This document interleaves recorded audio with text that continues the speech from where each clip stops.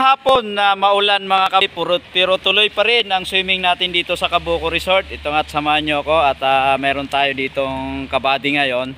So pasilip ko lang sa inyo mga kabady. Dalawang kabady, kaway-kaway naman kayo. Ayan, dito sa Kabuko Resort. Yan. Yan ang ano dyan. At kung ano nakikita nyo, silipin nyo. Ayan, napakaganda at napakaaliwalas ng Kabuko Resort. Napakalinis mga kabady. So invite ko lang kayo dito mga kabady at malapit lang tong puntahan. Kung ikaw ay galing ng Naik, papunta ka lang ng SM papuntang 13. And then SM to Naik, proceed ka lang papuntang bandang kaliwa siguro along the highway. Makikita mo na ang signage ng Kabuko Resort. Ayan, yung dalawa. Enjoy na enjoy sila.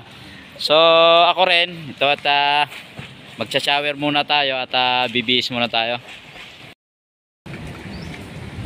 Yan mga kabady, kahit paano ang panahon, tuloy pa rin tayo dito sa Kabuko Resort.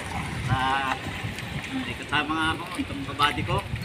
Sabi niya gusto niyang pasyalan ng Kabuko Resort. Ayan. Okay sir.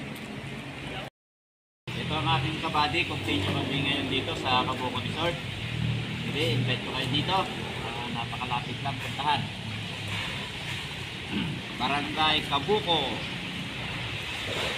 So makita nyo ang view, di ba? Ang ganda. Tingnan nyo ang tubig, napakalinaw, napakalinis. Yan ang dito sa Kabuko Resort.